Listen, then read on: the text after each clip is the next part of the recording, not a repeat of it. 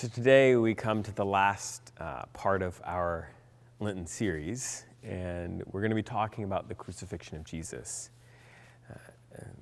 Crucifixion is one of history's most gruesome forms of capital punishment. And here in the first century, it was kind of practiced at its height.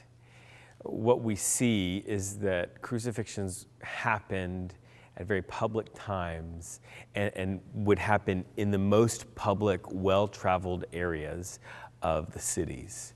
And so the idea was they didn't want people to be able to avoid seeing a crucifixion. So it was this constant, very dramatic reminder of what happened when you're on the wrong side of the law.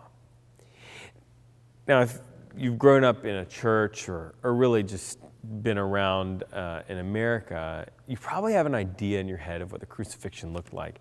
But a lot of what we see in movies isn't very accurate. In most people's minds, Jesus is placed on a tall cross and hoisted way up high in the air. That would be very impractical and really expensive to deal with.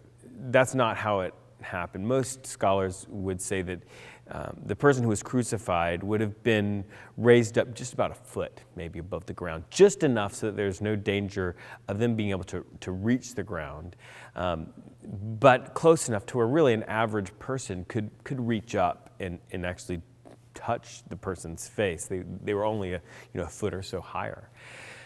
But really the hard thing to imagine is the way someone died on a cross.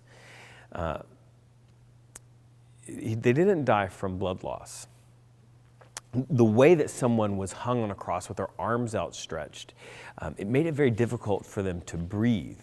And because of the trauma of the whole thing, not only did that make it difficult to breathe, but their lungs would begin to fill with fluid. And the only way for them to get breath would be to lift themselves up in order to breathe. So that would mean pulling down on the nails that were in their arms and pushing up on the nail that was through their feet.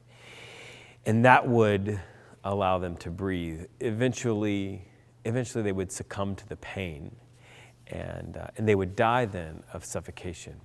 Now, at the crucifixion site, they would have a jar of wine. They call it wine vinegar. It's just cheap wine that would be there to help people not die of dehydration, because the whole goal, the whole design of the crucifixion was to make it as painful as possible and to prolong death as long as possible, because they wanted the populace to see this and to be horrified for it and be afraid and obey the law. So what happens there with that wine vinegar that we're going to read about is an aid for hydration. The other thing that's particular about the crucifixion is its moment in time. It occurs at this brief instant between Passover and the Feast of Unleavened Bread. There's actually a long celebration that includes a couple of holy days. And Jesus is crucified in between those 2 days. So you get the Last Supper, and then you'll see in the scripture that says that there's a high holy day. That is the Feast of Unleavened Bread. And that would happen, that was going to happen afterwards. Well, what that meant is that they needed to speed this thing up because they didn't like dead bodies hanging at that time. That was a not okay thing religiously.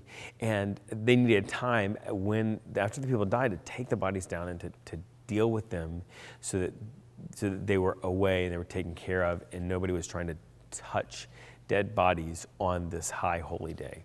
And so all of that serves as the background to what is one of the hardest passages in the Bible to read, and what is our task to explore today.